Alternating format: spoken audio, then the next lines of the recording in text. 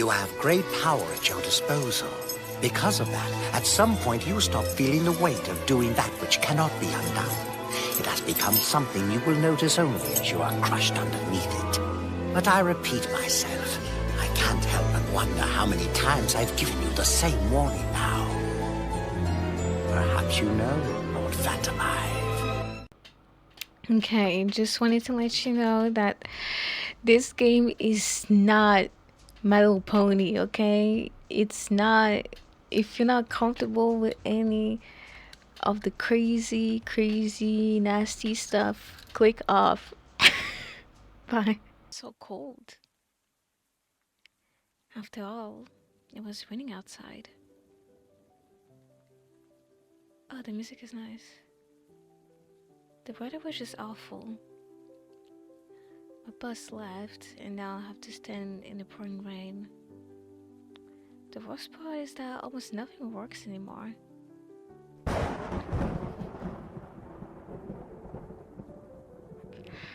Trying to escape the rain, I was lucky enough to spot the only working establishment.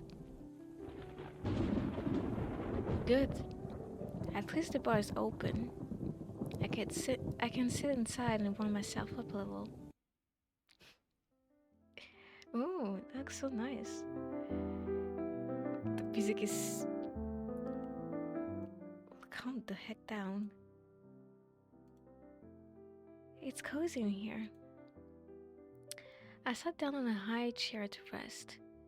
The bartender looked at me and smiled. I need something to drink. My throat is parched from running. I'm more of a juice person. The bartender quickly prepares the drink, and within a minute, a glass of juice appears in front of me. Do we not pay? Okay. I'm bringing it to my lips and take a sip. Sweetness with a slight tartness. Not too sweet, not too sour. Sour. Pretty good. Seriously? Juice? In a place like this? Who is judging me right now? I turned around to the voice in surprise. Oh, here we go. The looked at me questioningly. Sorry if that came off harsh. It's just been a while since I've seen anyone walk into a bar and grab juice. I'm not really into alcohol. Yeah, I can tell. Your eyes gonna give it away. What does that mean? The man smiled good naturally. At least he wasn't rude about it. I totally forgot to introduce myself. I'm Miro. So what's your name? My name is Ruby. Ruby? Nice name. Don't recall seeing you around here before. It's my first time in this area, to be honest. Is that so? Well then, welcome. Hope the bar doesn't disappoint you. I'm here almost every day. I live nearby, so consider this my second home. Sometimes I come here just to chat with people and have a good time. I heard that apparently going to like stuff like cafes or bars, but mostly cafes, is like a very good place to find people to socialize with. I heard that. I don't know if that's true, but I enjoy good company. I don't like socializing with people. I think you're the life of the party. I enjoy good company. Spending time with people you like is wonderful, especially if you don't know them. I like meeting new people. We're so alike, Ruby. Actually, this bar is good beer, though I've tried better. There's something about it here. Unique notes. I don't know much about beer, but I guess you're right. The bar was empty. Looks like in such weather, not many people want to go bar hopping. Have you been sitting here all day? All day? No, of course not. I have a job. After work, I come here to relax. Does it help? Oh, it definitely does. And it's cheap here too. I smiled slightly at his honesty. I barely come to places like this, but the rain, I see. A post hung between us.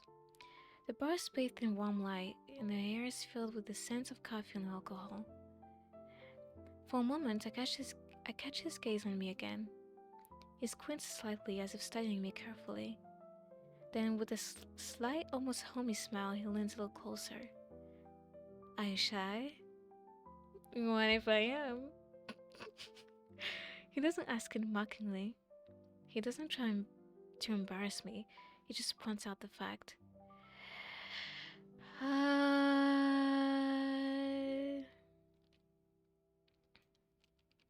A little bit. I thought so. If you want, I can start being shy too. Okay, buddy. How is that gonna help? I don't have time to say anything before he suddenly pretends to awkwardly look away. He's staring at me so intently, it makes me feel awkward. Are you teasing me? No. Well, only if a little. This scoundrel is even smiling. He's not in shame at all. You're smiling, I see. You have a cute smile, Ruby. Stop flirting with me right now. You have a really nice. I cannot hear your voice. You're flattering me. What if I do? He squints sleepily. What the fuck is that word? But there's a hint of mockery in his voice. I snort, but he just grins. I snort! Don't you deserve compliments? I just shake my head, but he doesn't give up. Well, now you know I'm an honest flatterer. Oh, flatterer. The music changed almost imperceptibly. First, a sharp pause, silence, just a slight crackle from the speakers. Then the first synth chords, familiar, warm, the beat retro. I notice how Miro freezes. He doesn't look at me, he just freezes suddenly, squeezing the bottle in his hands. As if the sound hooked him, caught him, pulled him out of his thoughts. Come here, Miro. And then the soft flow of the synthesizer, sluggish, mesmerizing, like a neon flash in the night, dissolving in the rhythm of the bass. This is my favorite. He says that almost. Okay, the music. I'm sorry. The music is distracting me slightly. He says it almost reverently, as if it's not just a song playing right now, but something special, something that matters. I look at him, something flickers in his eyes. The presence. He really loves this song. So much that he doesn't even hide it. What is this song? It's an old hit from Neon Strade. Have you heard of this band? I shake my head. Their lyrics are a mix of irony and some kind of desperate challenge. They recorded this track in just one night and then almost broke up over an argument about who should sing the chorus. Real weebles, but damn talented. Miro seems to have dissolved into the melodies, letting the music pull him along. He puts the bottle down on the table and at some point without a word stands up. He looks at me with a warm smile, his gaze soft but somewhat determined, and his lips tremble in anticipation. After all, there aren't many people hearing this bar and the music. It's perfect for doing something more than just sitting. He extends his hand, and the gesture seems unexpected, but at the same time, he doesn't insist. It's an invitation, but without pressure. Pressure mentioned, I'm sorry. Just a sincere desire to share the moment. Ooh. What do you say, Ruby? Shall we dance? I agree. I look at his outstretched hand, at the gentle smile, the light in his eyes that sparkles with the music. This really matters to him. Not just the dance, not just the song. It's a moment, and he wants to share it. I hesitate for just a moment before placing my palm in his. Moore's fingers are warm. He gently squeezes my hand and softly pulls me forward. As we get closer, the music envelops us, pulsing in a rhythm of light and sound. He moves effortlessly, naturally, as if the melody itself is guiding him. It's guiding me. I try to adjust, or coolly at first, but he just laughs. Relax. There are no right moves here. Just feel it. I take a deep breath, letting my body move with him. Miro's fingers barely touch my waist, his palm gliding over my back, guiding but not forcefully, more playfully. We spin, finding the rhythm, stepping in illusion. The music fills up completely, the synths pulse, the bass leads, and the light flashes in time. At some point, Miro laughs, genuinely, loudly, and tilting his head back. Do you really like this song that much? You have no idea how much. He pulls me closer so I can feel the rhythm with him. For a few minutes, there's no bar, no past, no future. Only music, only movements, only this moment. The music gradually fades, and the moment dissolves with it. Mel exhales and sits back down, casting a lazy glance at me. Not bad, huh? I don't have time to respond. The music switches to a new melody, and the conversation takes a different turn. Miro sat across from me. His gaze slid over me and froze somewhere near the edge of the table. What had seemed like interest at the beginning of the evening had now shifted into something else. He looked disappointed. Well then, seems the rain has stopped. Yeah, it seems I stayed too long in the bar. I got up from my seat and headed for the exit. Miro followed me. The street was wet and shiny, like a glossy postcard. We stopped at the entrance. For a few moments he was silent, staring into the darkness. We had a nice chat, didn't we? I wanted to say something, but he suddenly shifted uncomfortably. I need to go home. I have, well, things to do. A lot of things. I understand. Goodbye, Ruby. It was nice meeting you. Okay. Wow. He took a step back and looked at me as if he was about to say something else, but then changed his mind.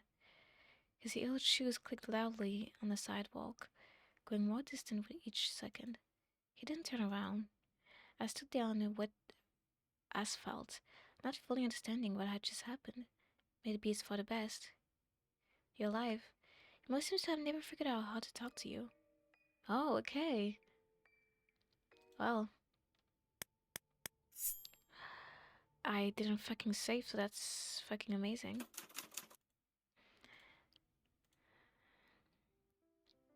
Am I gonna pick beer this time? Fuck. But the bartender suddenly informed me that the beer was out. Well, fine, I'll have to take something else.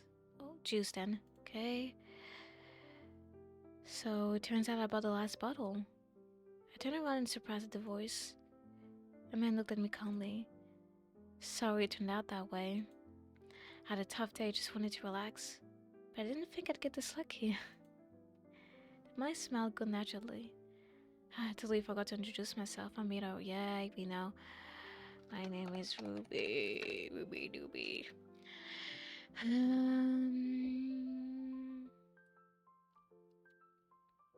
I think you're the life of the party. You're so chatty, damn. Many people probably want to shut you up. That's for sure. I assure you this bar is good beer, though I'll try better. Okay, we know that. No, I just don't know you well. He leans forward, propping his chin on his hand, and watches me with mild interest.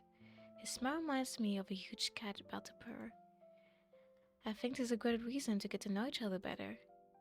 And what if I don't want to? If you don't want to, then let's pretend we're all acquaintances. Remember how we stole apples in Sarajevo?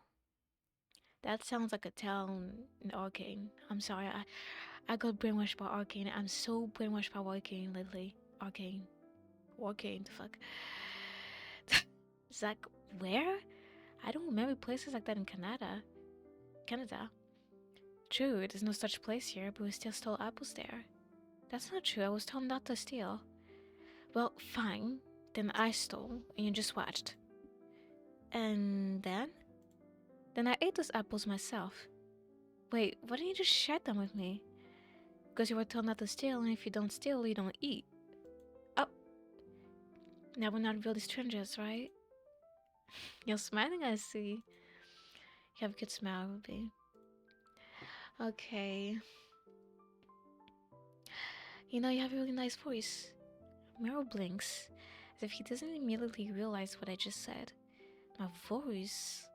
He clearly didn't expect such a comment. For a moment, it seems like he wants to brush it off, but instead he loses all his confidence. I notice how he looks away, then suddenly rubs his neck, as if trying to hide his embarrassment. Well, that wasn't expected. He quietly smirks, but I notice a slight blush on his face. And maybe it's just me, but seeing him like this is kind of cute. I didn't think anyone paid attention to that at all.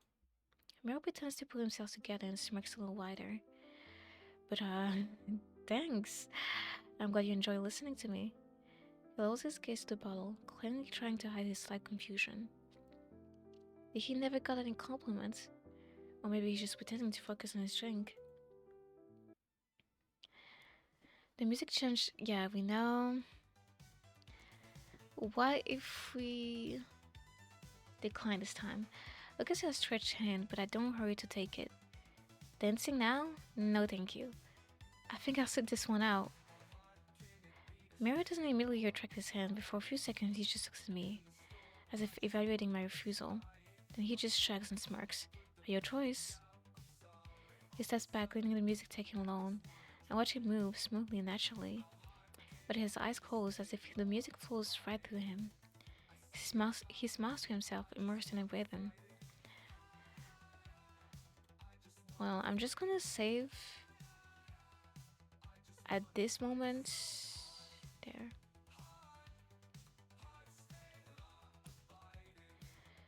He smiles to himself, immersed in a rhythm, and I just sit and watch, feeling strange, incomprehensible sensation inside. The music gradually fades, the moment dissolves with it. Miro exhales and sits back down, casting a lazy glance at me. Not bad, huh? I don't have time to respond. The music switches to a new melody, and the conversation takes a different turn. Miro sat across from me. His gaze slid over me and froze somewhere near the edge of the table. What had seemed like interest at the beginning of the evening had now shifted into something else. He looked disappointed. Well then, it seems the rain has stopped. Is it gonna be like last time? Oh fuck, it is that like last time. Okay, so I guess we really could accept this. Blah blah blah. What? Some belly puppet. What the fuck is happening?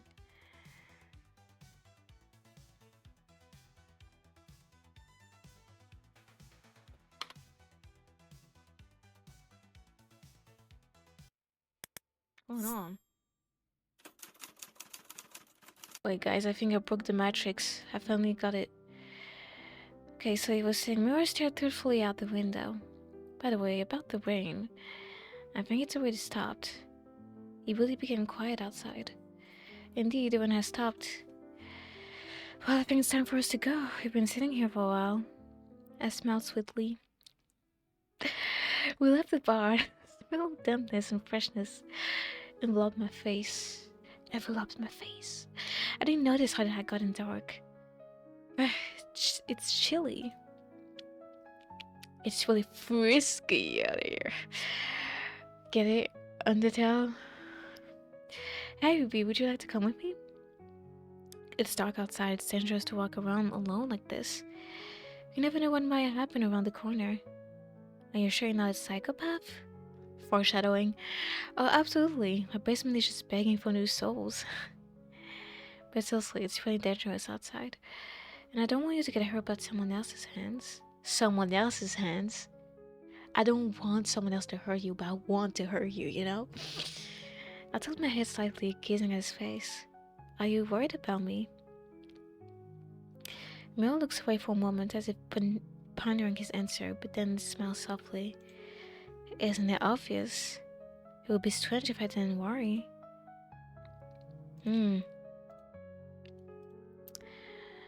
Let's...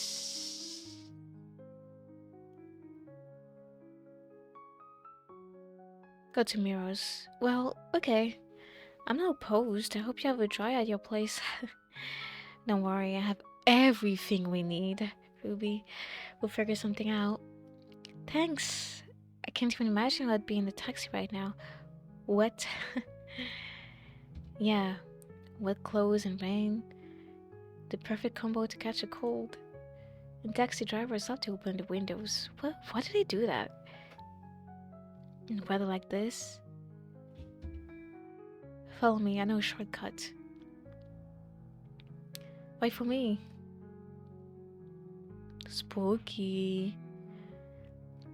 We walked along the cool shops and houses. It was fairly quiet, but the fresh air after the rain was nice touch. The water one fell silent, only the streetlights cast long shadows on the asphalt. It's quiet today, isn't it? Feels like the whole city fell asleep and it's just us left. I walk next to Miro. His steps heavy and confident, while mine are light, almost imperceptible on the dark streets. I snorted and took my phone out of my pocket to check the time and the battery. It's a language I cannot understand. My phone is almost dead. Miro looked at me calmly, then smiled. Is your battery dying? Yeah, I hope it lasts until we get to your place. Hey, can I take a look? I've been wanting to change my phone, but I can't decide. What model do you have?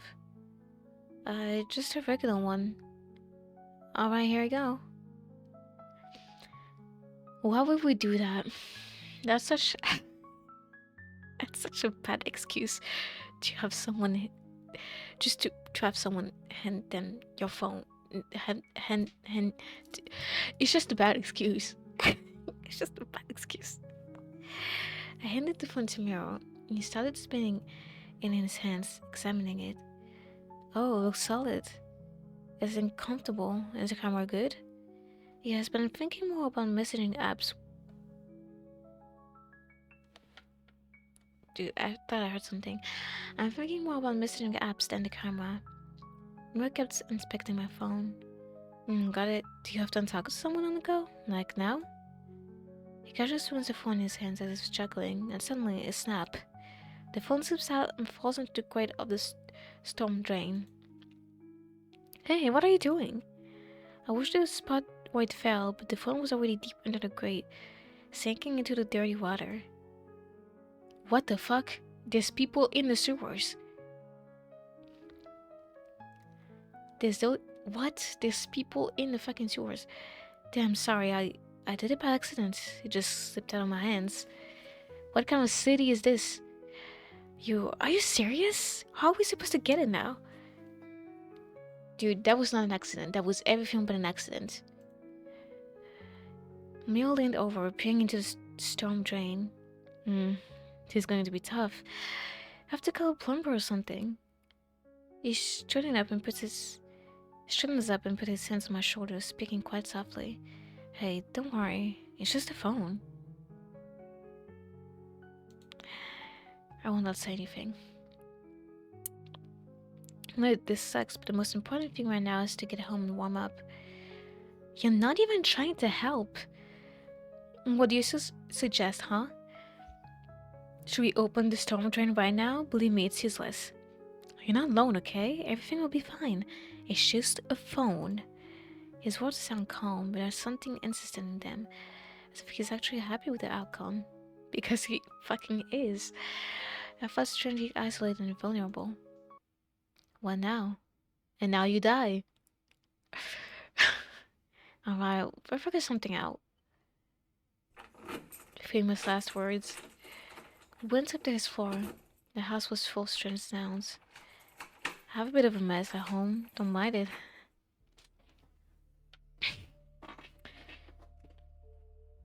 Strade would really be a fan of you, in a way. I looked around. The air was heavy with the smell of alcohol, cigarettes, and something else. Faint but strange. You have a nice place here. No need to lie now. Nice, this is probably the first time someone has said that, but I'm glad you like it. Get used to it.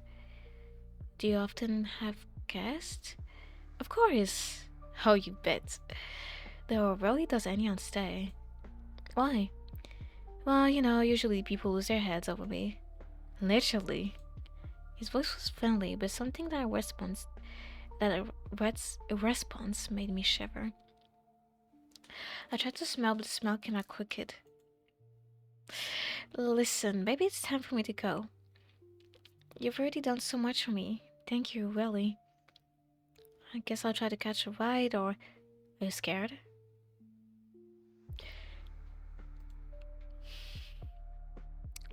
What? Scared? No. You're lying. Your eyes are darting and your hands are shaking. Extending his hands without breaking eye contact, and I noticed he was holding something in his palm. Oh yeah, we're cooked. In moments like these, you need to relax. Want to give it a try? What are you? He quickly pressed a glove to my nose, and immediately I felt a strong smell, chemical, sharp. Shh. Let's don't make any noise, okay? Collapsed to the floor.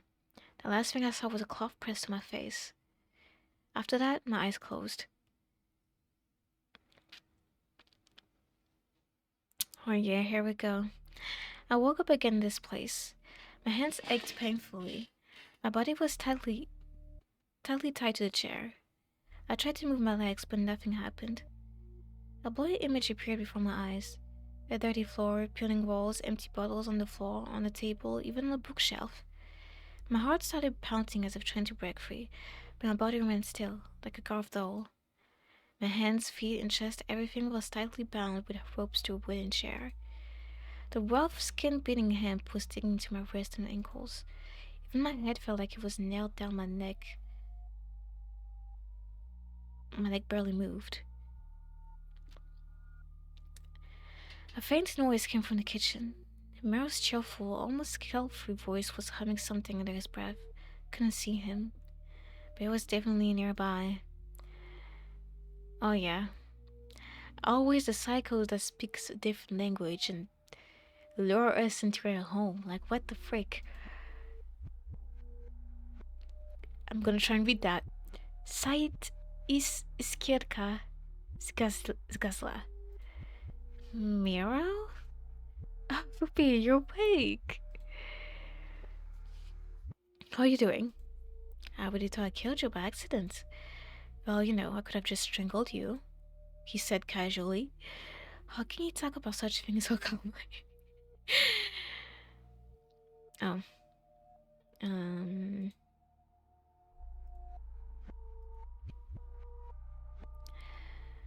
I'm gonna scream. I took a deep breath and screamed with all my might. Whoa, you could easily tear your throat with that scream. In the case, this house is full of drunks and drug addicts. No one will hear you. Bastard, let me go. You make a lot of noise. I don't like doing this. But if you don't stop screaming, I'll have to feed you to the fish. I scream harder. Help! Please!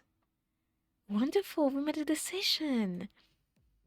Miro grabbed my legs and squeezed my leg and squeezed tightly. The chair I was sitting on fell to the floor. I hit my head hard. Miro dragged me across the floor towards the open door. I beg you, help me! Oh, that is so creepy. Hey, Close, you've got a nice dinner waiting. Finally. I've had to be your fucking soups. Seriously? I thought you liked them. It tastes like complete shit. You died. You became a wonderful dinner. That was really cool. Like, aura. So much aura in this scene. That was so cool. Anyway, let's go back. Silence. Usually, people start chatting, calling for help, begging, as if that helps them, but you're silent. Interesting. I pressed my lips together. Words got stuck in my throat. Not because I was afraid to speak, but because I didn't know what to say. I felt his gaze on me like a heavy, cold hand. But here's the catch, Ruby. I'm not the kind of person you can just ignore. Silence is also an answer, and I don't like it. I just be silent this time. I think continuing to stay silent is a good decision. Miro walks around the chair, his steps growing slower. He stops, crosses his arms over his chest, and looks at me. As an indifference begins to turn into boredom. His indifference begins to turn into boredom. The tension I had been building with each passing second now feels strangely broken. Well, this isn't even funny anymore. Are you really going to sit there and stay silent? Seriously? Dude, you could just shoot me. You know, usually by this point, someone's already begging for mercy, or at least tries to tell me to go to hell. But you're not even trying. Silence. Fine, you won, if you can even call it that. Mel waves his hand in the air as if shrugging off responsibility. I turn off your lights, stay here. Think about your behavior. Oh, oh my god. Miro left, slamming the door behind him. Call Miro. Miro, come back, I'm sorry. Finally come to your senses? Funny you ask what's going on. You're cute, but business is business. What are you talking about? I'm completely confused. What does he need me for? You'll find out soon. Wait here. I pressed my lips together, watching Miro walk into the next room. What business is he talking about? There was a noise and a creak from the room. Looks like Miro was looking for something. Dude, no. Maybe you share something interesting about yourself while I put on my pants. You had no pants? Well, wait, no, he did have pants. What was he planning to do? When I woke up, you were singing. What language is that? Oh, I thought you were still unconscious at that moment. Well, never mind, I'm already dressed. The door creaked nearby, sending shivers down my spine. Okay, guy from the back rooms. I don't want to dirty my clothes. What is this outfit? His killer outfit. My work uniform. Well, let's not drag this out. The client is already waiting. Miro brought the knife to my shirt and then sharply pressed the blade. Dude is not wasting any time.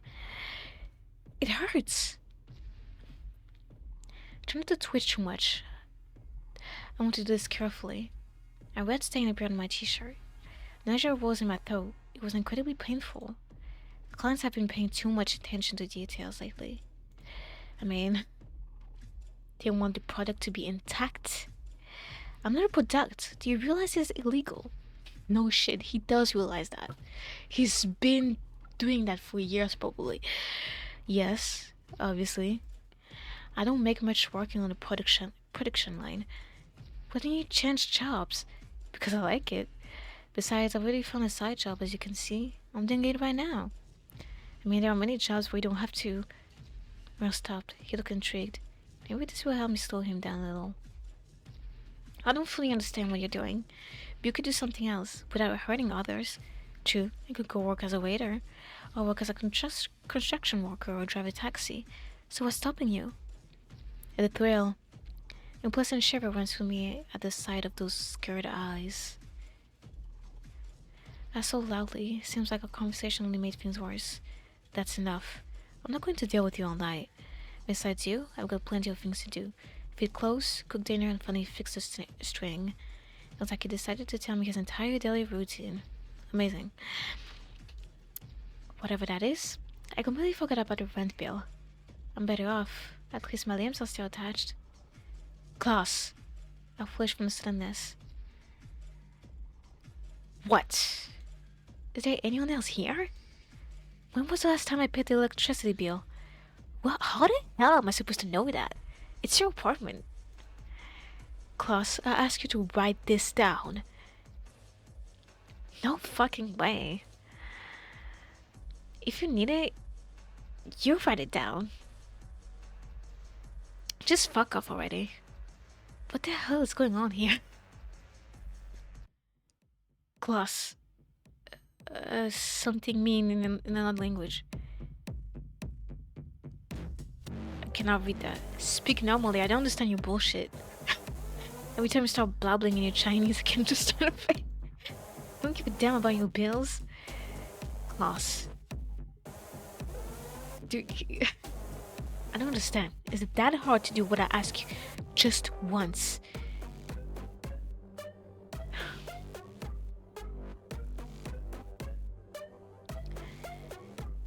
What is going on here? Shut up! Damn, okay. Oh, I suddenly pressed my lips together, watching the situation. That's it, get out of here. I have a lot of things to do, I don't have time for you right now. Oh, fuck you. Became quieter. I exhaled. Finally, they fell silent. We can continue. Maybe the arguing wasn't so bad. Tried to make it last as long as possible. And more painful. I was about to argue, but he suddenly stabbed me in the stomach. Damn. Eh. Ouch! That hurts, dude. So... Stop. Why would I? If you stay quiet, then fine, I'll do everything quickly. Miro pulled the knife down, cutting through my skin. My clothes sucked in blood and darkened. I was supposed to cut your fingers, but I got distracted and I don't think it's a problem. Ooh. Ooh, spooky, spooky, wookie.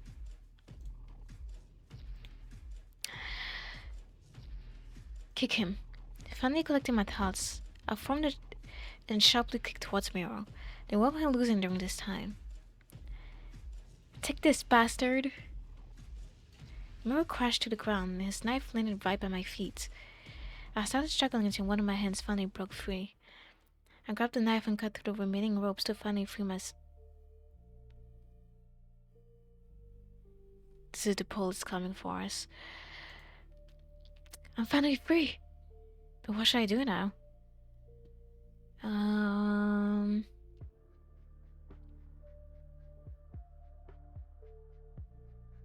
Try to attack. Miro falls, a dual thud against the floor. I throw myself on top and pin him down. He doesn't resist, doesn't fight, he just watches.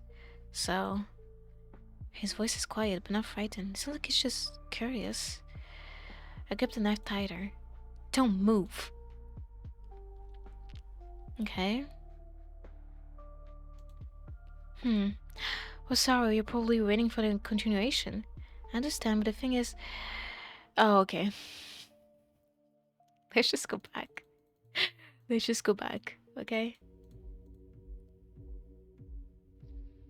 Wait. Let's leave this madhouse. Grabbing the knife tighter, I headed for the exit. I need to get out of here. I feel like I'm losing my mind. Looks like there are passages here. There's a bath on the right. A bath on the right. I don't think I need to go there. Okay. Another...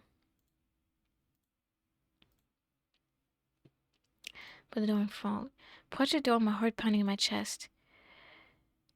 Rattle the handle. Carefully grasp the cold handle untucked. The door didn't even budge. It's locked. Obviously. With the key, I can get out of here. Open the door on the left. Swallowing, I pushed the door on the side. It smells strangely from it. The smell reminded me of something dead. Usually smell like this in abandoned places. When you walk down the corridor of this house, the smell was similar. For the fun, yes, we're gonna open the door. Grabbing the handle, I slowly turn it. What the? Did he just blink? Yeah, we're cooked. Congratulations, you've been promoted. Before I could retreat, he got my hand, his fingers tightening around my forearm. Do you enjoy playing cat and mouse? I tried to break free, but his grip was like iron pincers. Let me go! I jerked. Trying to break free, but he squeezed my hand even tighter. He grabbed my other hand, the one where I tightly clutched the knife. Let go! I'm warning you! Boy, you're not him. Warning me? He's the only laughing. That's cute. The truth is, warnings only work when you... harder. When you what? When you're hard? What? Miro squeezed my forearm tighter and the knife slipped from my fingers, hitting the floor with an unpleasant metallic clink. I screamed, but he only grunted, kicking the knife farther from us. You know, I even like that you tried.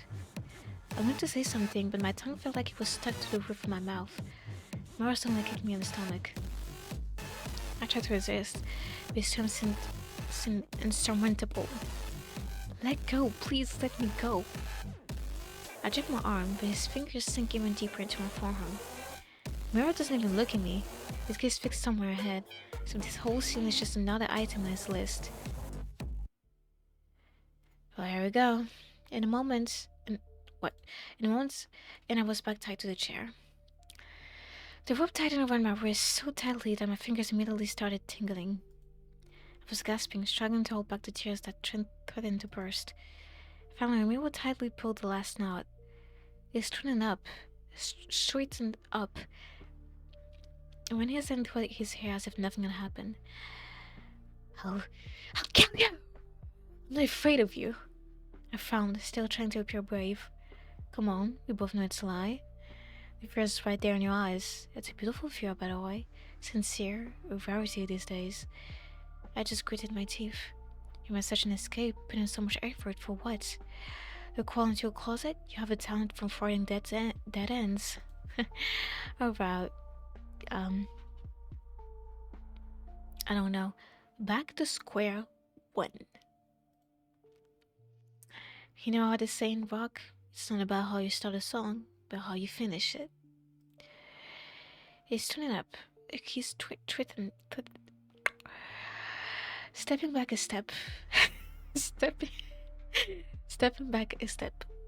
Yes, his arms lazily crossing over his chest. His gaze was deceptively soft. This is wrong. Wrong? You know, I never understood what that word even means. It's too boring.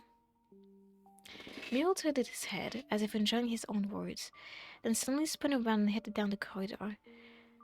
Wait here, although where will you go? His sarcastic laugh echoed as he disappeared around the corner.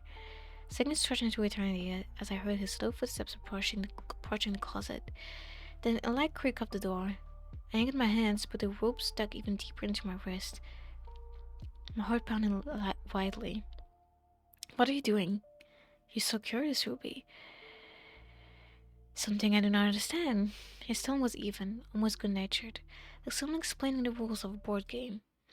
In a moment, he returned, and behind him, dragging his feet, came the guy. It's only him he was younger. He looked like a shadow of a person, pale, with sunken eyes and plump shoulders. His face showed complete indifference, as if everything happening or wasn't happening to him. Who is this? An old acquaintance of mine. He's a modest guy, he doesn't really like talking, but you would surely appreciate his talents. Miro leaned towards the guy, almost gently patting him on the shoulder like an old friend. Sergei, dear, how long are you going to keep looking at that gloomy face? He placed the knife in his hand with such ease, as if handing over a cup of tea. I seem to know how to hold a knife. Great, now imagine you're an artist, and our dear friend is your canvas. Do you understand where I'm going with this? Oh no. I can't. Can't you? Or you just don't want to? It's not the same thing. Sergei shook his head, as if trying to push any foreign thoughts, but the knife kept trembling in his hands. Don't complicate things. Just take a step the way we do the rest. This is wrong. You talk like there's anything truly right in this world, or in this situation in general. Women decide what's right or wrong. You, me, or those people who looked at you like you were nothing your whole life. Damn, he's really manipulating you. Sergei took a step closer. The air became unbearably quiet. Only his heavy breathing broke the dead silence. Well, artist, the first stroke is always the hardest. We'll manage. Sergei's gaze darted, first at me, then down, then off to the side. He finally decided to speak, but his voice was so quiet that the words were barely distinguishable. I'm sorry. His voice trembled, just like the hand gripping the knife's handle. Then stop. I can't. Sergei's gaze shot back towards Miro, who stood by the wall, watching every movement. I continued to whisper, but a little quieter. Stop listening to him. You can escape. You don't understand. He just kills both. He's holding you here against your will. Do I have a choice? Shit, I wasn't quick enough. Serge exhaled and slightly shook his head. Sorry, I can't. Oh, okay. Serge asked you nicely. No shouting, no hysteria, no blowing the walls, just quietly. Miro approached Serge and placed his hand on his shoulder as if comforting him. You weren't against helping me a little, after all. We're friends. Serge stood like a stone. He didn't move, he didn't breathe. You know, sometimes I think maybe you're not listening to me at all. That's hurtful. He grunted and turned to me. And your Ruby looked at him like that, right into his soul. It came out touching. He paused, as if about to say something seriously, but just smirked. Well, since you found some common ground, spend time together. Maybe it will bring you closer. Untying the rope, you caught me by the scarf, then Serg, and dragged us towards the corridor. With one motion, he threw open the cupboard door, tossing us inside. Me right after, not roughly, not hurriedly, like he was arranging furniture. The door slammed shut. You're lucky, by the way, it's not that cramped here. Rest. I'll be back later, with ideas. After which Meryl left, tapping his heels, circling against the wall. He's lying. We're not friends. We never were. Alone in my head, I knew this, but didn't make it any easier. Okay, cool. Let's go back over here. Return to the hall. I turned from the hallway to the living room. My heart was pounding, my ears were ringing, and there was a taste of fear in my mouth. I managed to sleep away for a while, but I knew this wasn't over yet. Miro was nowhere to be seen, which was strange. Did he leave? Or did he even get past me? Alright, now I need to think about how to get out of here. The front room. Maybe there's something useful in his room. I quietly entered the room, trying not to touch anything. Oh, you went away from Miro? Please don't call him. I wasn't going to. Let him catch you himself. You're his problem, not mine. Just want to get out of here. Well, good for you. Can I ask you something? Go ahead. Do this so casual about it. It's Average Tuesday.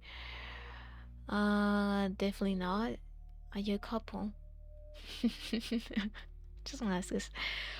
What? Unbelievable. That's the person thinking I was his victim. No, we're not a couple.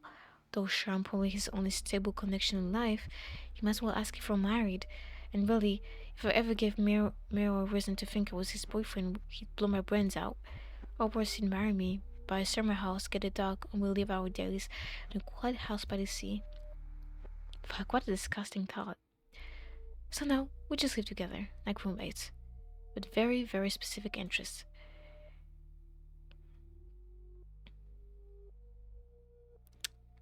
Are you a dolphin? What? You said that on purpose, didn't you? Just to piss me off? Because if not, you've got serious problems with your eyes and brain. A dolphin. A dolphin. What the hell is even in your head? You see shark fins, teeth, a tail, and your first guess is a fucking dolphin? A fucking dolphin. Close turned away dramatically, tapping his head in irritation. Can I use your computer? Yeah, sure, just sit down and type an essay about your tragic fate. You know what? Go to the computer, I don't care. Who's gonna kill you? Mira's gonna kill you soon anyway. Kind of funny to see how you shit yourself when you find something. Oh, okay. Are you serious? Absolutely. Go on, turn it on. I'm actually curious what moment will make you owl first. I sat down at the computer. Alright. Mira's not here yet. Is that sound? First of all, silly face? No, that's not silly face, girl. There's a random bra here. And there's handcuffs on the... This definitely makes me uneasy, but while I've got time, I should at least try to get online. Well, let's see. Kitty cats! I have this side and I have this side. God, what awful wallpaper. But it's this document. Well then, another entry learning to talk about myself. Step 3. Yeah, I'm still doing this. Why? Probably because I really don't have anyone to talk to.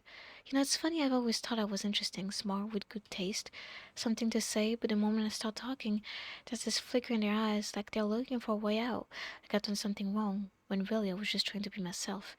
I tried honestly, tried to change, smile more, speak more simply, joke softer. I thought if I just adjusted a little, I'd be accepted, even though I was still wrong, or in the wrong place, or with the wrong people. I'm not weird, I'm just not on their level.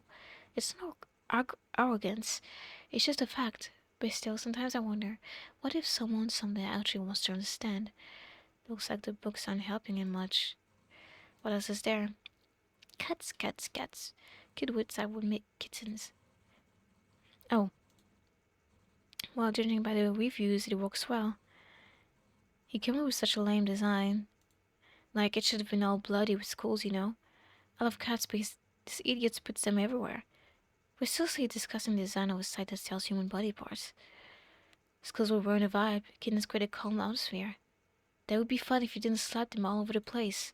What the hell? Stop! You're so cute. Do you like my site? Uh, alright, I can see you do. B, I like you too. Smart and quick-witted. I grew wary, not understanding what he was getting at. I was thinking maybe you shouldn't run. Have a vacancy, easy work, great conditions. Either you work for me or you work for me. You get what I mean? Trust me, you're going to like it. I guarantee it. Okay, that's an interesting ending.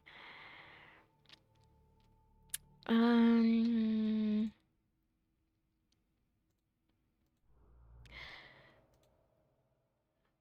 touch and step away. Can we like waste time? Look around the apartment. Oh, go to the kitchen. I need to treat the wound somehow. Maybe just ice in the fridge or at least a bottle of water. Bottle of water? Didn't really want to use the water in his house. Might just be ordinary, but who knows? Oh, this looks delicious, by the way. Open the fridge. Clean the wood with tap water. Open the fridge. Push the fridge, reach for the handle, and my breath. Just something cold, that might help. The shelves were filled with meat, too much meat, too carefully packed, too human. My head spun. No, no, no, this can't be. This is not. I slammed the door, as if that could erase what I had seen. I mean, I'm not surprised, guys. Are we surprised? Are you surprised? Am I surprised? No. My stomach tightened, either from fear or disgust. I didn't know which was stronger. I pushed the sink, trying not to breathe too deeply. Each breath shot pain through me. Blood stuck my shirt and on my stomach. I had to lift it to see the wound. Not too deep, but enough to cut my breath in half. I turned on the tap, and ice cold water poured over my hands. Damn, this hurts. I scooped water with my palm and splashed on the wound. The pain struck me like an electric shock. For a second, everything blurred in front of my eyes. I cupped the edge of the sink to keep from falling. The water at the bottom of the sink turned scarlet and continued to turn pink. I knew it was useless. This water wouldn't wash away fear. It wouldn't drown the adrenaline. Meanwhile, holy shit. Meanwhile, Miro is still, in the room with us. But I still have to move. I have to get out of here. Yep, yep, yep, yep. Hey, Ruby, what are you doing here? Let me call you bastard. No, that's hurtful, Ruby. Do you really think of me that way? Miro stood right behind me. Could feel his disgusting smile, the most vile of all the ones I've seen. Why didn't you run away? I gave you plenty of time. I even pretended I didn't hear. I couldn't. You locked the door. Right. It slipped my mind. You've never thought about... I felt his breath on my neck, warm, disgusting, sticky. Why do I love torturing people so much? I just sniffled, unable to respond. Sometimes I think I'm just... The blade touched my neck. I don't know any other way. We could have been good friends, Ruby. What the hell are you talking about? You crazy? That's why we're not friends. Damn. You bored, Miro. Damn, okay.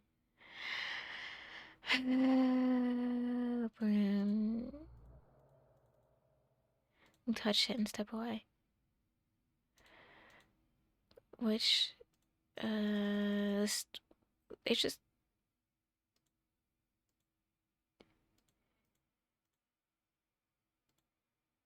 what? And touched the door. I hate freezing next to the door. From behind the wall where the bathroom was came the sound of water splashing in someone's quiet voice. I listened carefully. It was Miro. Alright, it's fine. You look scary enough. Enough. It was as if he was trying to convince himself. The main thing is not to panic, not to seem weak. And the smell, it's a must. Don't be afraid to smell. They need to see who's the boss here. For a second, his voice faltered, a hint of doubt, almost a plea. Could be heard. I froze, not believing my ears. Behind the mask of a self-satisfied madman, there was someone vulnerable. Someone who was desperately afraid of not being scary. Chills went down my spine. I quickly moved away from the door before he noticed my presence, but not to take any risk. Returned to the hall. Turned from the hallway to the living room. My heart was pounding, my eyes were wide, and there was a taste of fear in my mouth, yeah? We're going to the apartment.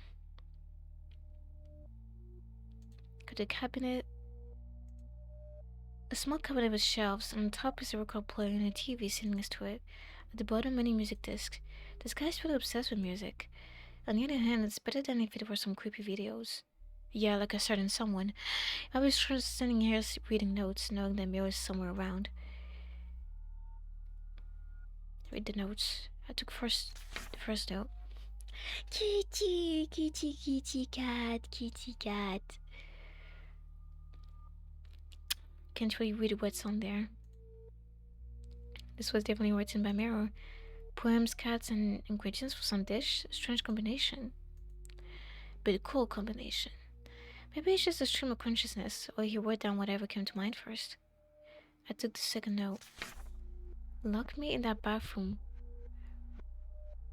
again, and I will fuck you up. This isn't Miro anymore. I think this was written by that guy, the dolphin. The shark. What happened between them? Took the third note. It would be nice to buy some new tools. The knife needs sharpening too. Learn to clean up after them, dumbass.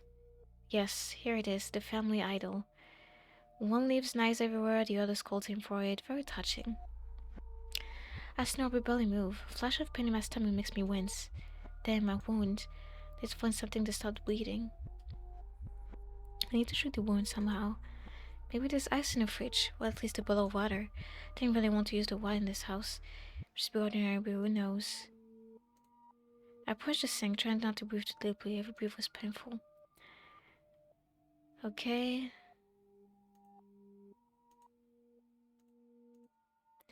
The pain hit me like an electric. Yeah, we know. You're dying here, right? Close reach for the fridge and pulled out a piece of raw meat. Pink red champion blood. And then he sank his teeth into it as if it were an apple. He chewed slowly, lazily. Don't come here, please. Just let me go. What? He's in the bathroom right now, talking to the mirror again. You're no use to him right now. I have no idea what he's making up in there. Maybe he's friends with his reflection. Psycho. Listen, let me out. Just open the door. Cole burst out laughing, as if he just heard the best trick of his life. Are you serious? You think I'm here to help you? Are you fucking crazy? He approached his steps predatory, exuding a raw threat. I'm not holding you. This is Miro's apartment. That means it's his business, not mine. He bit into it again, blood dripping from the meat into the floor. So, just sit. You can die, and I'll be glad to get rid of your corpse. It seems to me that Miro is done already. You're fucked, Ruby. How do you fucking know my name? Okay, and this is how it ends. Okay, let's see. I don't think anything else we can do, actually. No, so let's go back. Let's go back. This. Yes. What's going on? Your cute business is business. What are you talking about? I'm only confused. What does he need me for?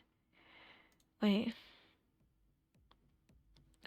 Keep sitting silently. I silently pressed my lips together, watching the situation. That's it, get out of here. I have a lot of things to do. I don't have time for you right now. Screw you. It became quieter. I exhaled. Finally, they fell silent.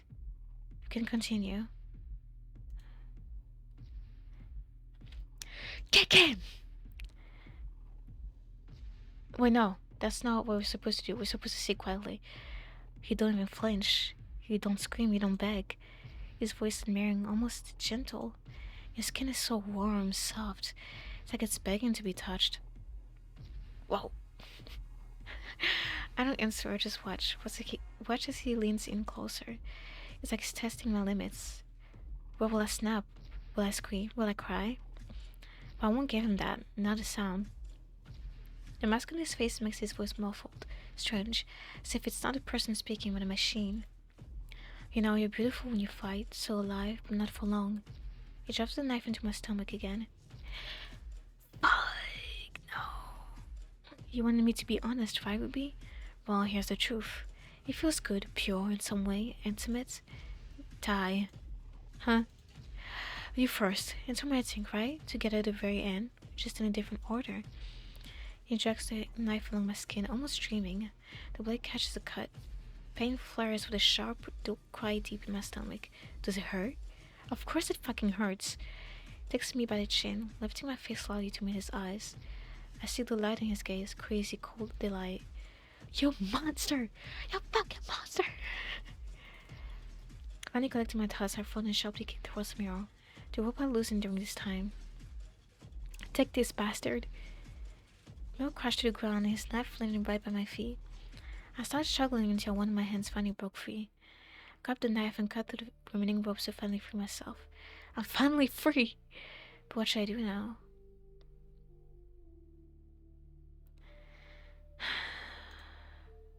Is it gonna play like last time? Oh, yeah. Oh shit. Kinda did this for nothing. Here. Yes. No. No, here. Here. Wait. Guys, what the fuck do I do? We could just keep sitting quietly. Wait, no, fuck. No, fuck. Oh, that's not what I wanted to do. I want to attack. No, I want to scream. No.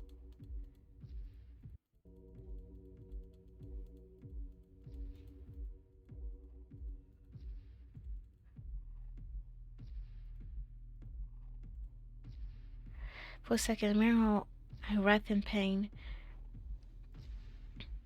Okay. Her trembling, it's actually kind of cute. You could have tried, at least pretending to fight, but no. You chose to just wait, and I don't like passive viewers. I froze, even breathing was hard. My body wouldn't respond, only pain and fear remained. Shh, it's alright. The tightened, I cried, not from pain, from helplessness, from when it all ended. Fingers, cold and sticky, slid down my cheek, wiping away a tear. Mel leaned in closer, whispering almost tenderly, "Thank you for this evening. You made it special." Wait. Fuck. The words sank into darkness. Well, quiet end for a quiet soul. Okay, I think we need to go back here again.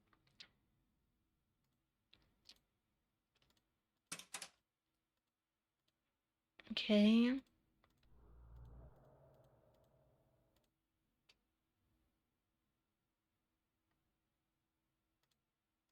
What if I just try again and again?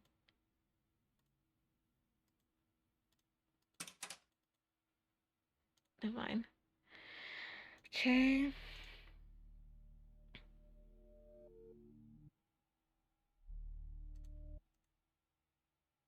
Get the disc. Oh, we haven't looked at the disc. I steadily approached the disc box, trying not to make a sound. Maybe there's something useful here. On top, neatly arranged music disc. Some in worn boxes, others as if brand new. I went my fingers over the covers, recognizing a few titles. He really is obsessed with music. On the opposite side, there were some records.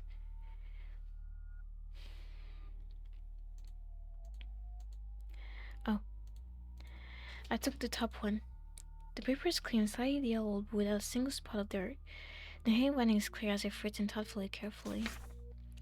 Here's what I've noticed. Their heartbeat speed us with fear. What's the BPM of fear?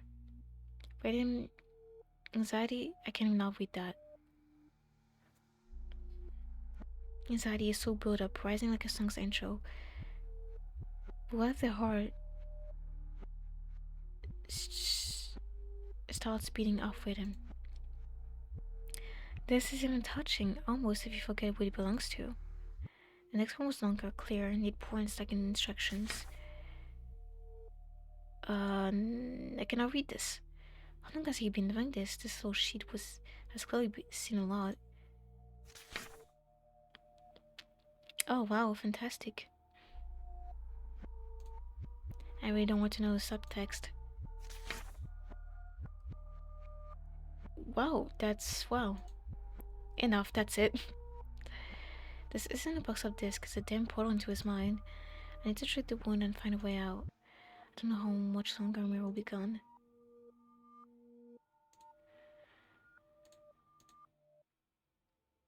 What? I thought it was something with the disc. Miro was nowhere to be seen, which was strange. Did he leave or did he even get past me?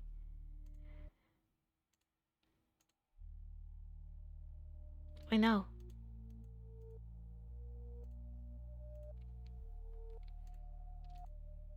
Didn't touch anything. Little lies it is.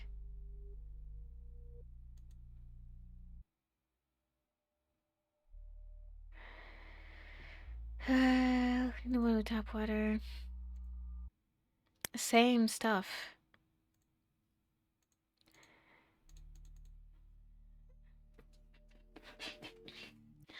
I swear I'm missing something.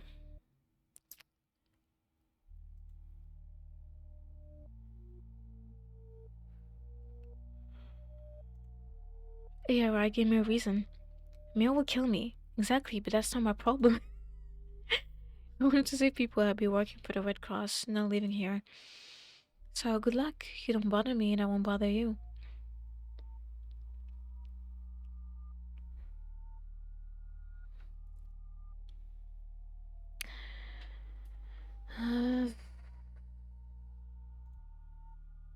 Well, hold on.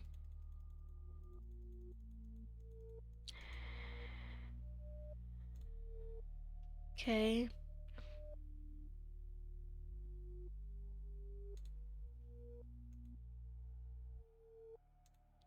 It's such an unexpected apartment.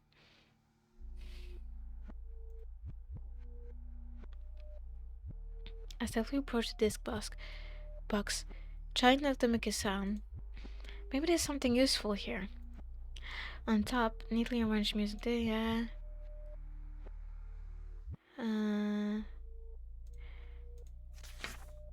Don't know. Open the fridge. Fuck.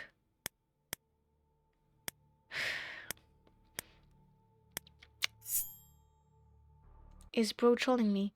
No, that's not what I meant. Oh.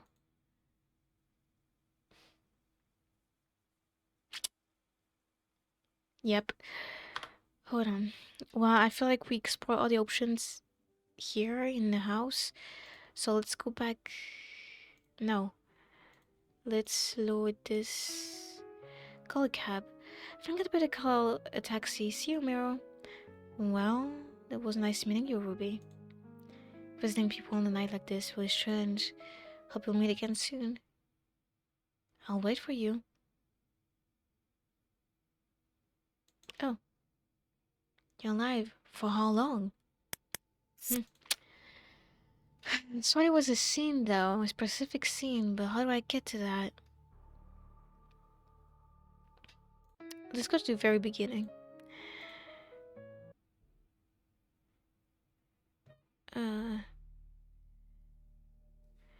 Malicious...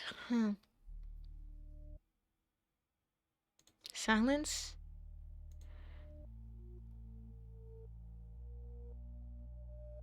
Silence again. Let's just keep being silenced. The room plunged into darkness. The sounds becomes almost deafening. This is a story with person named Ruby.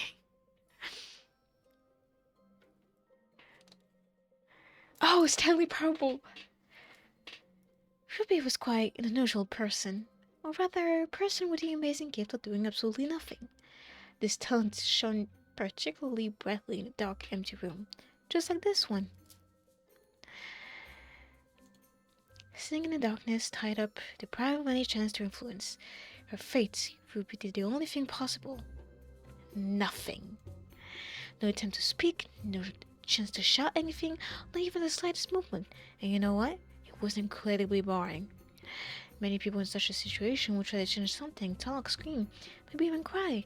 But not Ruby. Oh no, Ruby was above all that. She just sat there like a monument to endless passivity. So, what awaits you, Ruby, next? Darkness, oblivion, or maybe finally the long awaited salvation?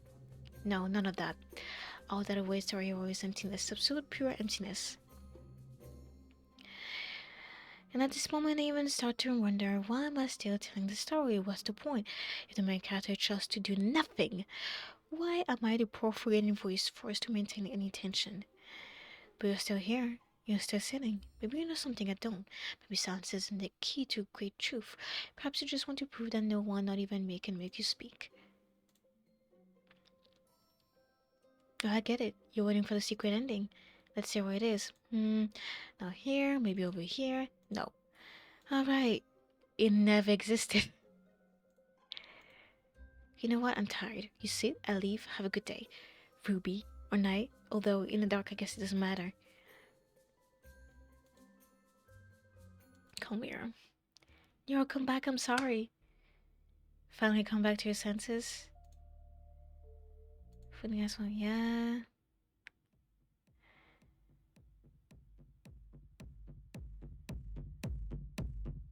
Uh, I feel like we need to do something specific when you start to kick him and against the floor. I threw myself on top of him, yeah.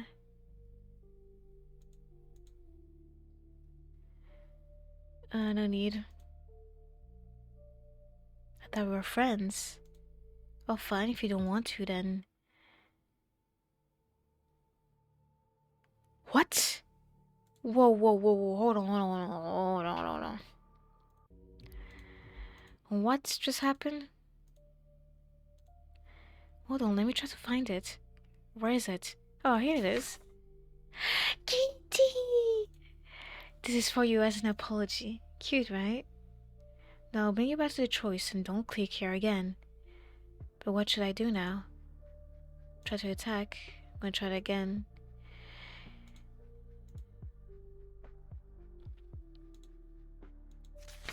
Okay, yeah, I really cannot.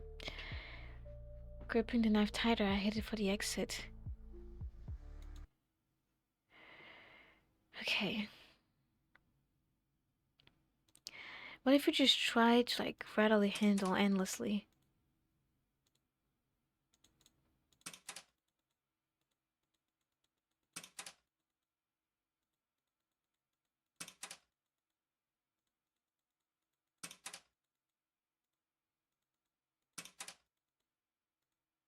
Okay, buddy, I don't think there's anything going on. Yes, yes.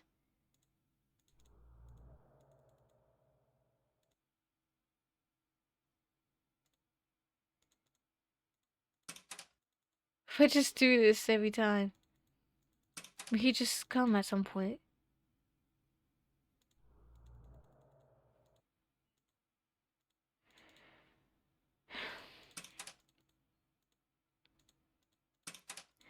Is there actually an ending for that, or am I just really fucking annoying? I don't think there's anything for that.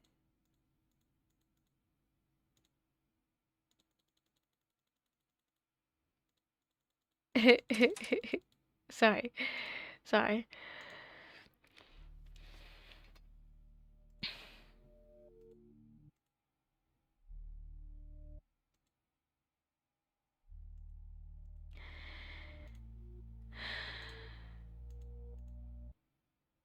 Dude, bro.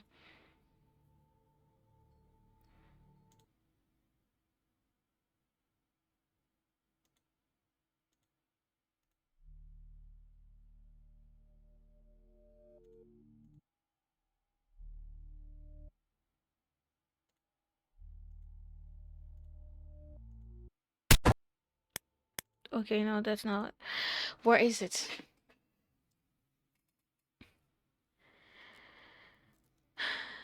Maybe I need to do something. Maybe I need to do everything that he likes from the very beginning. Let's try that because I feel like I'm just walking around this whole time. Okay, I don't know if I did something, but I did something. You can, you just don't know it. Milo slowly moves closer, his hand gliding over Silsa's wrist, grabbing his fingers firmly. Please. Chester pulls his hand back, but Miro's grip becomes iron-clawed. Calm down, let me help. Miro gently guides his movements, leaning the blade downward slowly, deliberately. The tip touches the skin. Silsa inhales sharply. No. I jerk, but the ropes only dig deeper into my wrist like a snake squeezing its prey. In Silsa's eyes, true, all-consuming terror. I don't want to.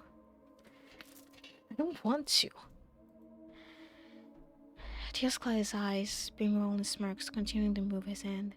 You wouldn't leave a guest hungry, would you, Sarasa? That would be rude. And before I can object, the blade sinks to the flesh. A sharp flash of pain explodes in my body, piercing my temples. Dark spots dance before my eyes. I see Sarasa's fingers tremble as he tries to break free, but Miro doesn't give him a chance. See, it's not that difficult. He drives the blade deeper, his voice almost gentle, as if teaching a child to write the first letters. I can't. Sergei's voice cracks. He chokes on sobs, but his hand keeps moving under someone else's control. My head is spark, but I can no longer scream. Blood runs down my skin, dripping to the floor. The knife slowly glides across my skin. At first, only for the cold blade, then sharp, piercing pain. Stop it! Miro, please. Sarah's voice is muffled, lifeless. He doesn't even try to intervene. He just watches as blood drips into the floor. I scream in fear. Hot, too hot. Pain pulses, spinning waves through my body. Miro continues, methodically careful as if preparing meat for dinner. That's better. Somewhere on the edge of consciousness, a question flickers. How many people have sat in the same place before me? The image in front of my eyes blurs. The sound of dripping blood emerges with the dual thread of my heart. Don't worry, we're raising you wisely. The last thing you hear before the word finally fades away is Miro's quiet laugh. This sliced you into soup. I'm so curious on how to get the ending. Or like, they just boom by I'll be back. I'll be back. I'm gonna figure this out. When I got something new. We left the bar. The smell of dampness and freshness enveloped my face. Yeah, it's chilly. But it was nice spending the evening with you. Maybe we could do this again sometime. Dan smiled. Why not? It was great. Glad to hear that. See you then. Will waved his hand lightly, then turned and walked away. I stood in place for a couple more seconds, watching him disappear into the night. The evening turned out to be interesting. Life is a temporary privilege. Okay. I still didn't get the ending though. Okay, I finally locked in and I found it. It's so easy to make a deal with you. Press my lips together and hunch my head into my shoulders. I don't understand anything. Sit tight, I'll be right back. I need to prepare. Don't go anywhere. I like that face. Be quick. How funny. I need to get out of here. I started looking around, trying to find something useful. But there was nothing here that could help me in any way. Suddenly, I noticed a box of discs standing by the wall. It seemed like they were music discs. It's hard to see from here, but judging by the posters, it's definitely not snuff. I wanted to think that way. Her footsteps from behind immediately turned my gaze towards the wall in front. How are you doing here? I have some good news for you, Ruby. Can't even imagine. A client has been found is eager to buy your finger phalanges. What? I don't want my fingers cut off. I briefly shuddered. Okay, here we go. Here you go. Here you go.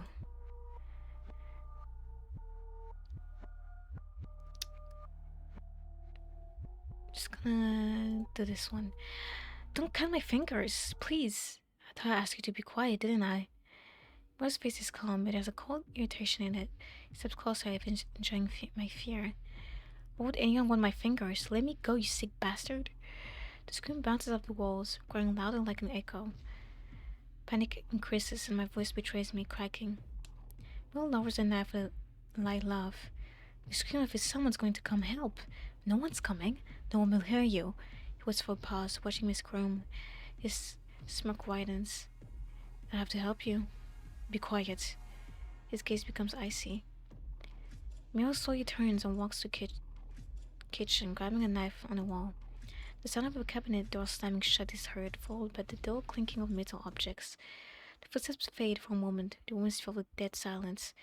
My heart is pounding wildly. I can't wait any longer. Fear freezes in my throat. Where did you go? You're just trying to scare me. The words sound pathetic. I hit myself with his trembling voice. Miro returns with an immersion blender in his hands. He holds it by the handle like a knife. Damn, he looks fun as hell. The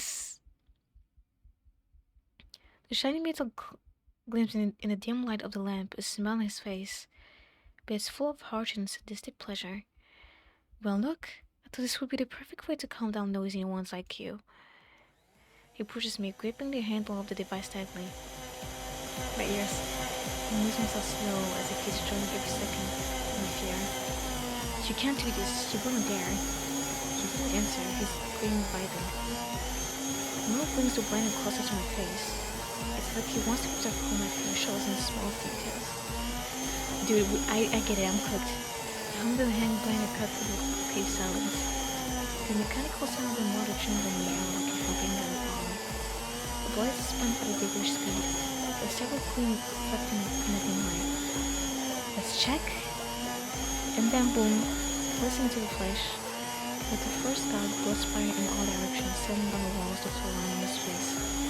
I could tell with a snap as if thick paper was being ripped. Underneath it, the baby enclosing flesh was revealed. Blood clots in my hair was gushing from the tongue. Oh, there it is. My eyes rolled back and my body jerked convulsively like a puppet being torn apart. The blade stuck deeper, sending off the bones, shattering them into sharp fragments. The flesh was no longer whole, turning to something amorphous, shapeless, a red mess. Did you guys like my acting? Huh, Bloody Mary? Or maybe better, Bloody Ruby. Do you think that you are funny? Do you think that you are funny? Wasn't expecting that. Okay. Silence.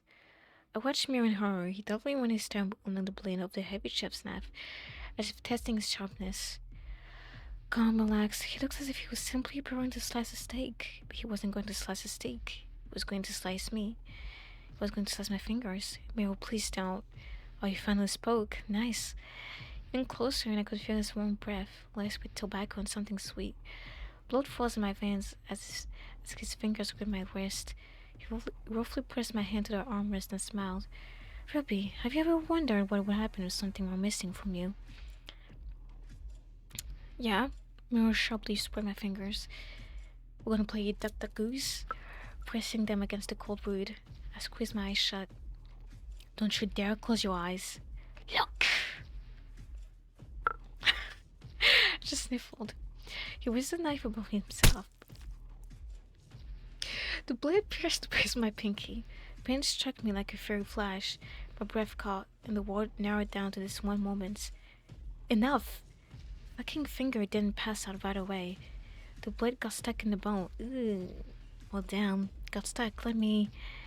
We pressed hard on the handle and then on the blade. The knife sliced through the remaining cartilage, and the little finger disappeared. Pain shattered my consciousness. Tears welled up in my eyes. Blood gushed into the countertop, flowed down my wrist, dripped into the floor. Damn, that's very detailed. Well, there goes one. Miro raised the bloody finger, examining it as if it were some kind of prize, and someone actually ordered this. He mockingly raised my finger in front of my face. Seriously, what is he going to do with it? Dry it, wear it, frame it? People can be damn strange. You don't say. Funny coming from you. I breathed heavily, each breath sending dual pain through me. Dark spots swam before my eyes. Whatever, it's not my business. Took my trembling palm and Waffle placed it back against her armrest. Ruby, have you ever played knife games? So I can't play Dog Goose. So Fangare will quickly stab a knife between fingers, but if you miss... Boom! He ran the blade across my skin, leaving a thin line of blood. It's going to be very unpleasant. Oh, amazing. Ouch, it hurts. Stop it. Is bro even trying to play the game? Okay, I get it. I'm gonna die. Please don't do anything. Just stop. I think I have to censor that though. Miro froze as if thinking. Tears fell down my cheeks, my lips trembled. Each breath was like a rusty nail in my chest. Miro stops, blinks, looks at me as if he's seeing me for the first time. I asked not to scream. He raises the knife, his gaze becomes glazy. Why can't we do everything in silence? My head's already splitting from the screams. Oops, hope I'm not late. Long time no see. Sorry, but I couldn't miss this conclusion. It was all beating to the final and you're thinking again. Come on, stab her right in the eye. I'm already working. Work? You call that work? She screamed like a kid on the stove. You want to leave that unfinished? I wanted to, and then you came and ruined the moment. I'm boring. Is everything always murder? What's wrong? We do this all the time. Exactly, try something new. Like spend an evening with her? Well, at least before she dies. We're not on a date, we're in a horror story. So what? Miro, think about it. You always get rid of everyone you bring here. What about Sergei and Klaus? Klaus lives here, and Sergei is our... whatever. But that's not the point. Wait, are you suggesting we leave her? You're crazy, right? Why? Suffocate, cut off the tongue, then take to the forest and bury. Well, if you want to die alone, then sure, it's a good plan. Stop, shut up, cut her, that's it. She's screaming. It's already too late. Quickly, cleanly, effectively. Guys, quiet. It's a damn mess. It's a damn shit show. Look at her in your eyes, fear in the tears, poetry. She's perfect for, well, at least one evening, right? You win everything every time. Last week I already gave you freedom, this time it's my turn. Yeah, cry. Miro, go ahead, knife right in the throat, rip her guts out. Haha. Or invite on a date. What? Are you crazy? Definitely not. Oh, Miro agrees with me. Miro, maybe you'll decide for yourself what to do. Okay, so I'm in him right now. Just been done with one evening. Did he stop? I thought, why not spend the evening in a civilized way? You deserve it. You actually held up quite well. You cut off my fingers a few minutes ago. Just think of that scene from the Digital Circus. What probably is like, you threw me out of a moving truck. He placed a can of tomato soup in front of me, looking too perfect, as if it had just been taken out of some factory packaging. There was nothing natural about it, nothing human. Here, take it. Soup for dinner? I think you'll appreciate it. You're probably hungry. You need some substance to not starve. It's tasty, right? You kidnapped me. Cut off my fingers, and now you're offering me soup. Let me help you. It must be hard to hold a spoon. It hurts. My wounds throb. I can barely breathe and you want to have a picnic? You don't appreciate the effort. It's hurtful, you know? Didn't wait for an answer. He simply scooped up the thick crimson sludge with a spoon and brought it to my lips. The smell was so metallic. Not like food, like something wrong. How many bodies did you tear apart before you found that tomato flavor? Moore smirked, not immediately first. He froze, and then let out that crooked, humble laugh of his. You're showing how to ruin the atmosphere. I wanted to make the evening special, and you're ruining everything. You really don't know how to do this to you. He froze, slowly lowered the spoon back into the can, turned to me, not with malice, not threatening, just confused. Being romantic, doing something abnormal, everything you do feels like a copy paste, like in the movies but wrong. All silence, and for the first time in all this time, he looked not like a puppeteer, but like a person, slightly offended, slightly broken. I tried.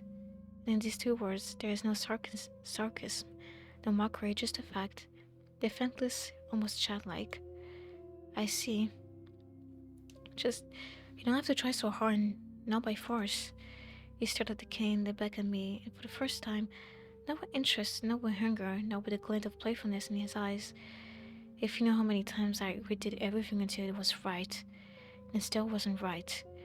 Didn't know what to say, I just watched. For some reason, I felt a little sorry. Aww. You cut my fucking fingers. You strange Miro.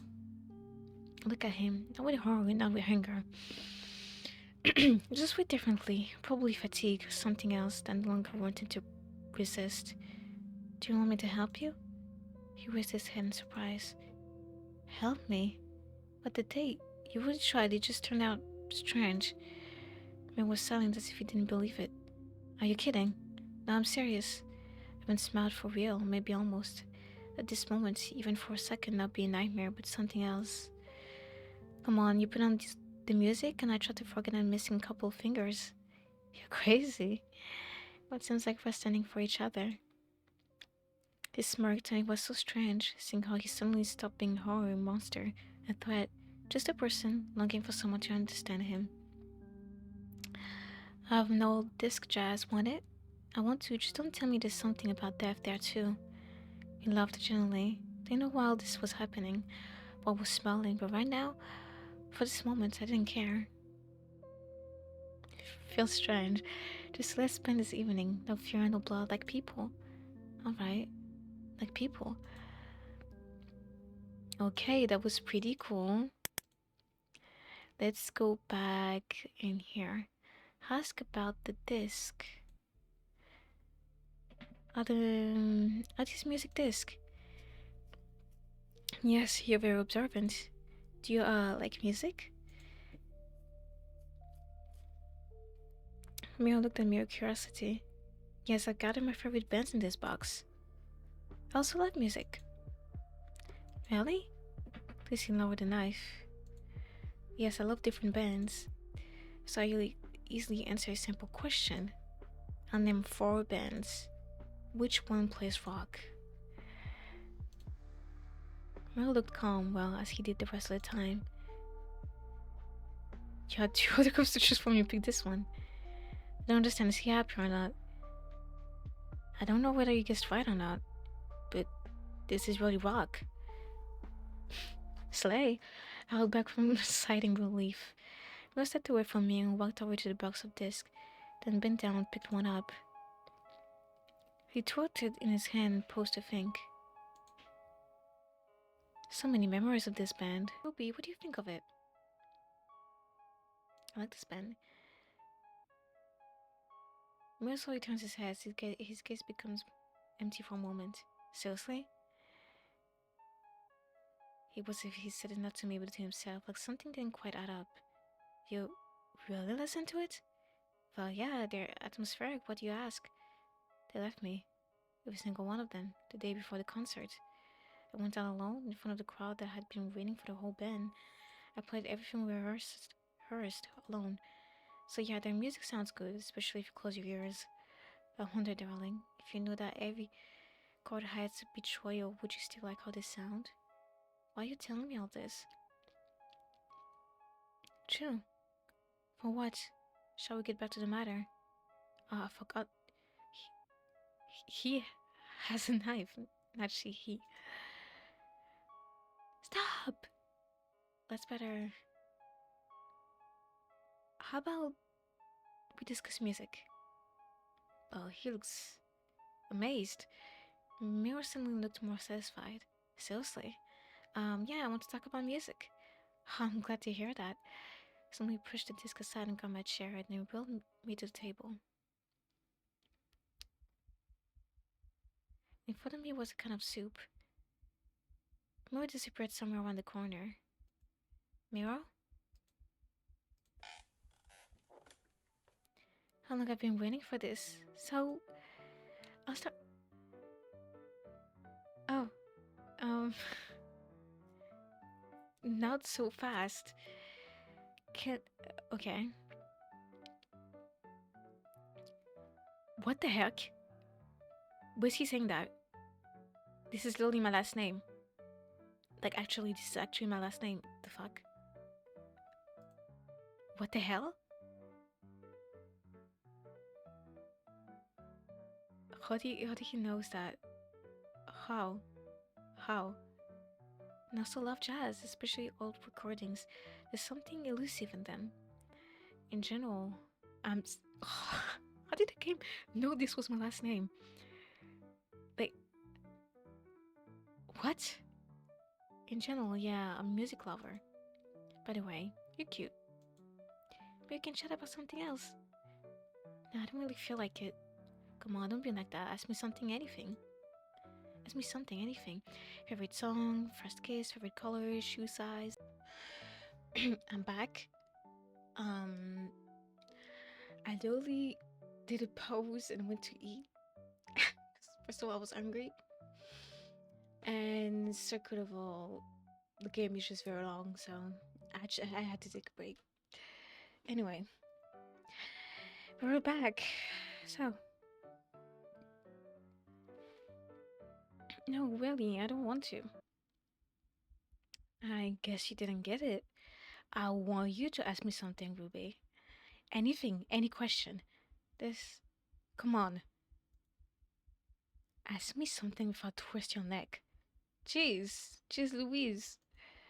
Alright, I'll think of something to ask. How wonderful, I'd be happy to answer. Ooh, um,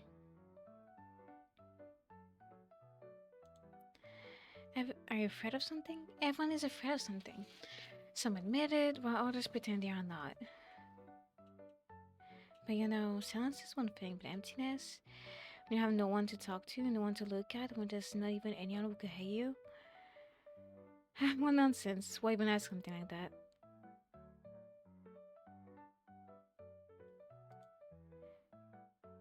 Why didn't you start a new band? Curious question. You love music, right? Wouldn't it make sense to just find new people?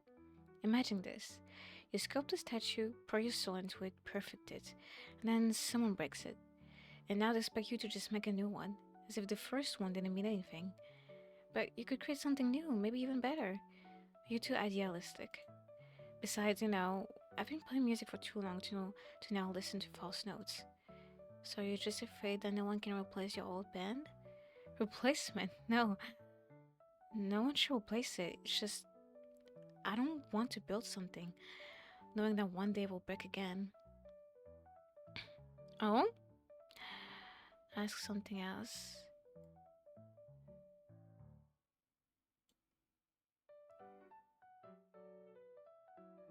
Wanna be friends? Be friends? Well, yes, since you're keeping me here anyway, maybe it's better to at least try to find some common ground. How interesting. Yeah, the first one was offering me something like that. But friendship is trust. Do you trust me, Ruby? If I trusted you, I wouldn't be tied up, right? Oh, so you're smart as well. I like that. But friendship isn't just words, it's actions. Could you prove your loyalty to me? Could you? Good answer. Let's see if you can prove it. Yes. Are you afraid of death? Death? I think it comes to everyone. What's there to fear if it's inevitable? But aren't you afraid of disappearing? I suppose it's not disappearing, that's scary. But the thought that people will forget how you lived, that's what really scares me. You afraid that you'll be forgotten? Maybe. I'd rather leave with some impact than being forgotten shadow. And how do you want to be remembered? At least left at least someone said I was interesting. That's already a win.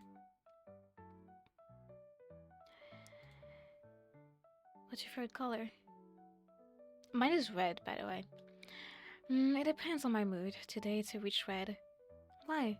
Because it looks great on white wallpaper. Are you talking about blood? I have such strange thoughts, Ruby. What if I'm just an artist? Imagine. A stroke here, splashes there, real expressions.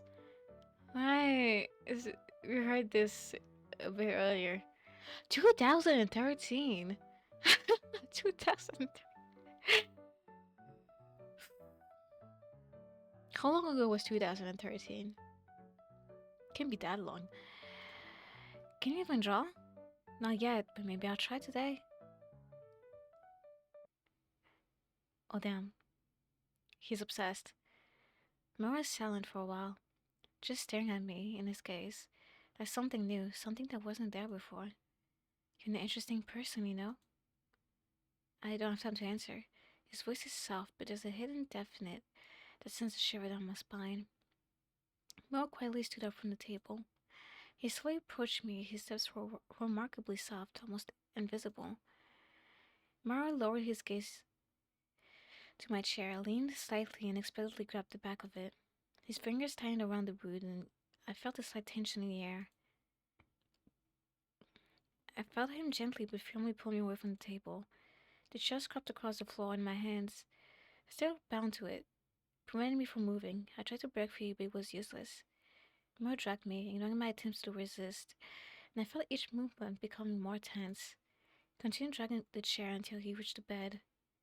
Miro stopped. In the silence that settled between us, I felt his breath quicken slightly. It's gonna get freaky! When my hands were free, I didn't have time to realize the freedom. He roughly grabbed me by the shoulder and shoved me into the bed. Kitty cats, kitty cats, kitty cats. Miro, what are you? Damn. Wait, where's this looking hot? He tilted his head slightly, as if my words were nothing more than an empty sound to him.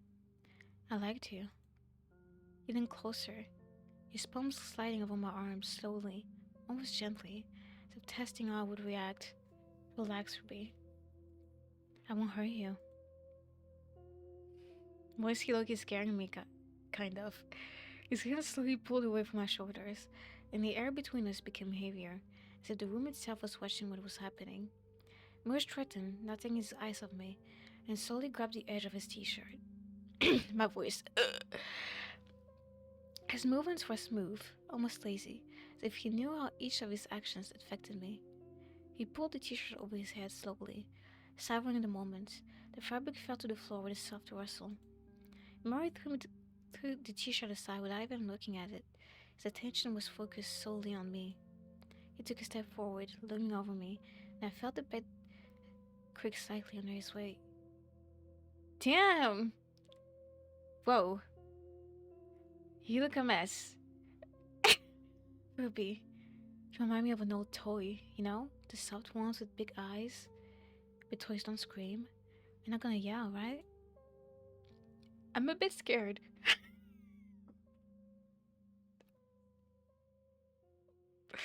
What do you mean I'm a toy? I tried to swallow the limp of fear, but the words got stuck in my throat. Things are different with you, Ruby. I like you, and you know, that's rare. I usually don't keep anyone around for this long. His fingers gently brushed my cheek. When that touched, there was a thread hidden beneath, a thin layer of tenderness. So, don't ruin everything. With each of his brief breaths, the air around us became thicker and harder, and I could feel his chest slightly trembling from his breathing, as if he himself were experiencing this moment with some wild satisfaction. Catch my breath, and my eyes couldn't tear away from his face, but I couldn't understand what exactly was hidden behind his gaze. It seemed like he couldn't decide what to do next. I like the fact that it isn't like colored, like actually put together, because it makes it like chaotic and messy, like what's going on shouldn't be happening, you know? It really gives fits into that atmosphere. It seemed like he couldn't decide what to do next. There was no rush or aggression in Mira's gestures. Gestures. Shit. Only uncertainty mixed with something in his gaze. His hand moved down, and I felt his fingers barely touch the fabric of my clothes before tightening it, as if he were thinking. I freeze, feeling his touch grow more confident. His hand, leaving my waist, now slides upward, as smooth and more insistent. Miro, almost smiling, continues, his fingers tightening as he slowly moves my outer clothing. Fuck. Huh?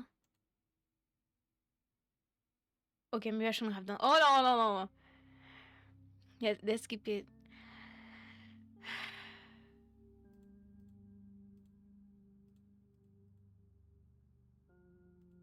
We're gonna. Yes, we're gonna save there. Here we go. Aren't you resisting? I like this, you understand? I'm not your enemy. But regular, regular Big Bang has never really been my thing. I don't know if I can actually say the word, because I've been swearing a lot, so. Too much physical, too little spectacle. He hummed, as if recalling something silly. But I have toys, vibrators, colors, balls? That's not.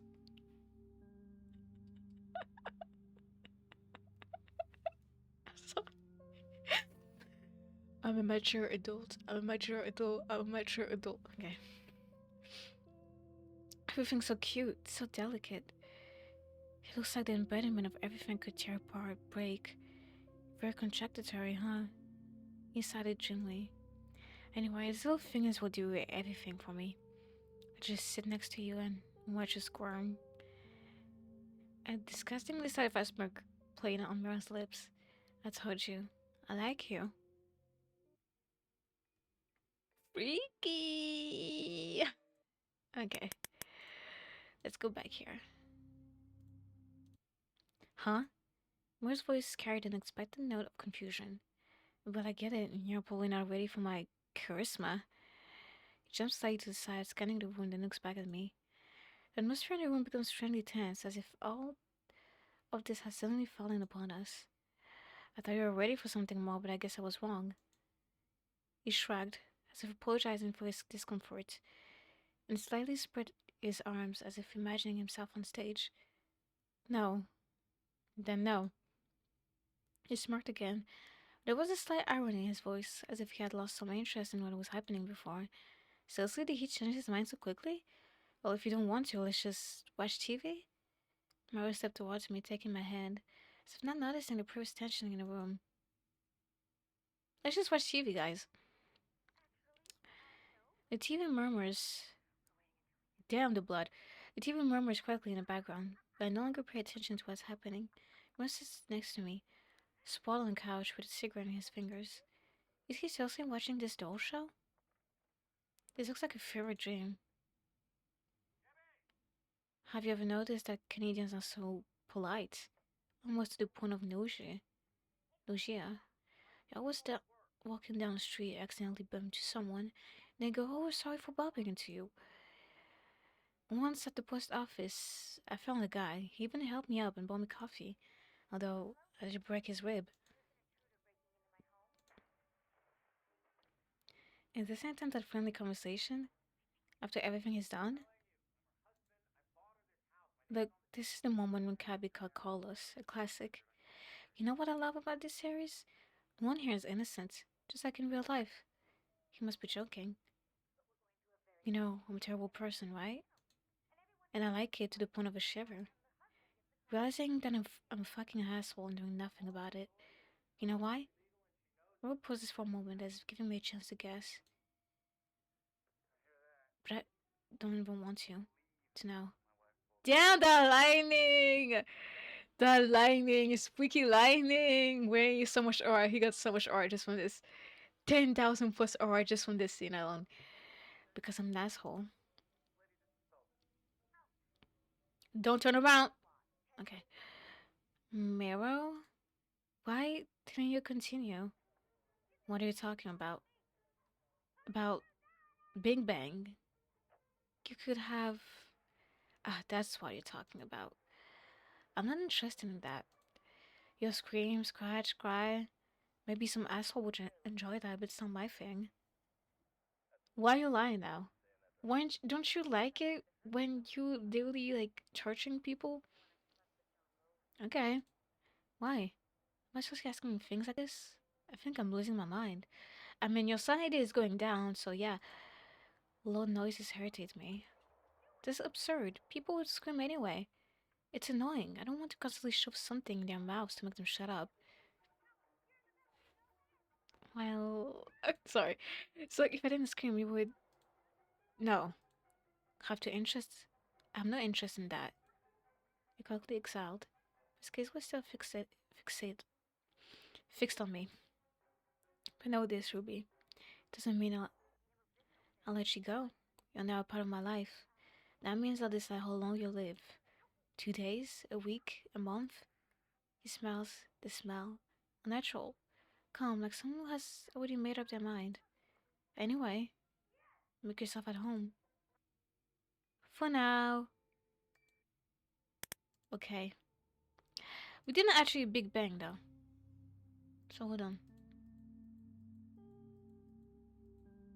Dude. Lock in. This is not what I was supposed to do.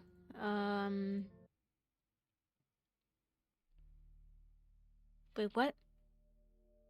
Shit, that's not where I was supposed to go. What if I just end the conversation there? Whoa. What's this sound for a while?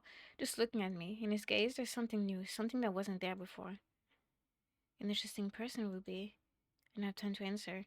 His voice is soft, but it carries a hidden depth that sends a shiver down my spine. Bro, what is bro doing? When his squirrel pushed me, his steps surprisingly soft, almost invisible. He lowered his gaze to my chair, leaning slightly, and suddenly grabbed it by the backrest. His fingers tightened around the wooden frame. I felt how he gently but firmly pulled me away from the table. The chair scraped against the floor, and my hands, still tied to it, wouldn't let me move. I tried to break free, but it was useless. A Miro dragged me, ignoring my attempts to resist. He kept dragging the chair until he reached the bed.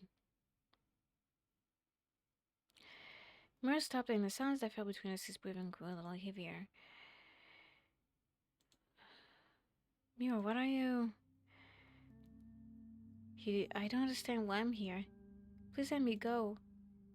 Sometimes people are so simple, even when they think they know more than they actually do. What is bro doing? He slowly tilted his head. Why was there nothing more than empty sound to him? I liked you. Ruby, have you ever thought about what it's like to be a toy in someone else's hands? Have no control over your own life? Ever thought about it? And yet it's even funny. Calm down. Just like everyone else, and able to understand how easy it is to drown in this sweet ignorance. Oh my god. He slowly leaned towards me and almost tenderly ran his hand over my stomach. I'm scared. His palm was warm, too warm. I flinched, but he just giggled. Don't be afraid. I want to test something. Yeah, creepy. Something called touch me where it shouldn't have. Oh my god. Miro kept smiling. I checked away, but his hands were too strong. Then pressure. Pressure meant I'm sorry. Something hard was so. I know this song! I know this song! I know. Something hard was slowly forcing its way inside. My eyes widened, my breath caught. I know this. Oh my god. No, please. How fascinating.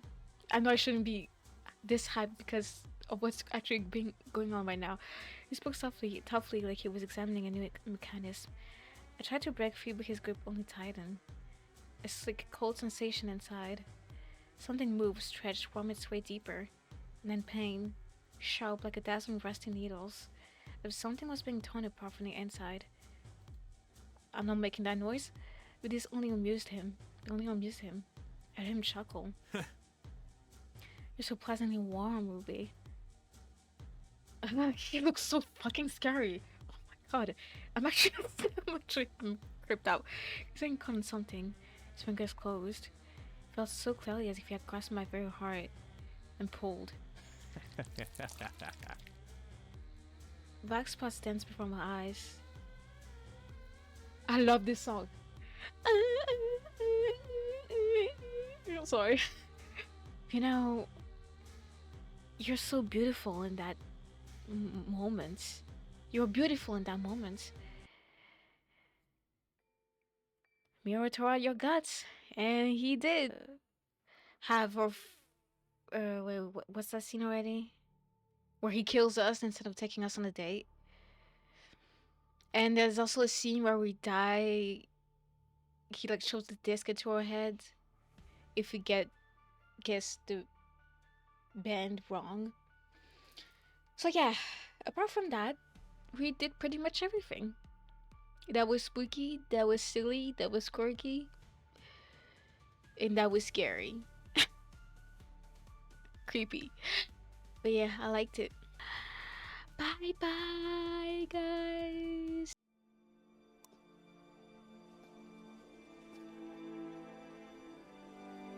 You could stay. What an idea. A crazy, mad, wonderful idea.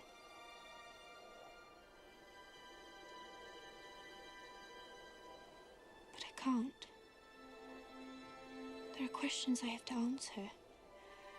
Things I have to do.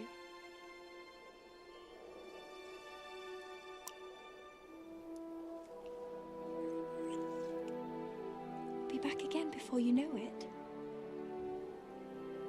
You won't remember me. Of course I will. How could I forget?